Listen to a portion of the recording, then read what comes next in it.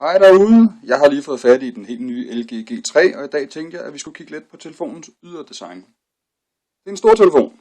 Den er omkring 14,5 cm høj, ca. 7,5 cm bred og ca. 9 mm dyb. Den var omkring 150 gram. Det her det er metallic black versionen. Det er ikke metal, det er plastik. Det er meget godt lavet, synes jeg til gengæld. Den har rare buttons i stedet for sideknap, og det er nogle flotte minimalistiske knapper. De stikker ikke ud i forhold til resten af bagskjoldet, så telefonen ligger stabilt, når man lægger den på bagskjoldet. Så har den højttaler bagpå, hovedhøjtaleren på 1 watt. Og den har hovedkamera her bag midt på.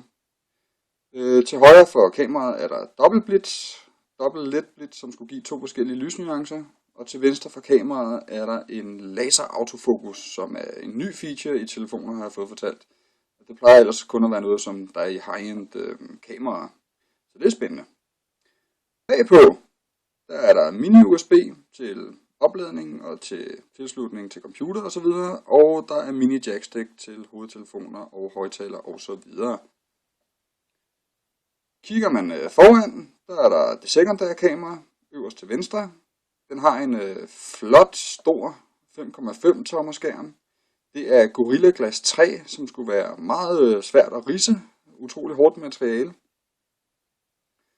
Hvad er min vurdering af telefonens ydre design? Jeg synes, det er en rigtig lækker, minimalistisk designmæssig telefon. Den ligger godt i hånden, på grund af de meget buede kanter her bagpå. Der gør, at den føles tyndere, end den egentlig er at holde på faktisk, og den buer godt ind i hånden. Godt nok er den lidt glat. Den har det lidt med at smutte ud af hånden på mig nogle gange, så man skal holde godt fast i den. Personligt så skal jeg ud og fat i sådan et quick window case, så snart det kommer. Så tror jeg i hvert fald, at den skulle være lidt mere stabil at holde på. Rare buttons, jeg elsker dem. De er super lækre og lette at gå til, synes jeg. Det føles meget mere naturligt end sådan en sideknap, som for mit vedkommende i hvert fald har det med at smutte fremme, når jeg skal trykke på.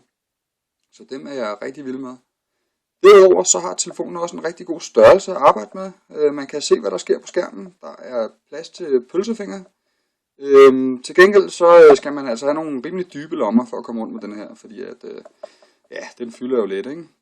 Så, men det er nok, hvad jeg har at sige om den her telefons ydre design i første omgang. Så vi ses derude.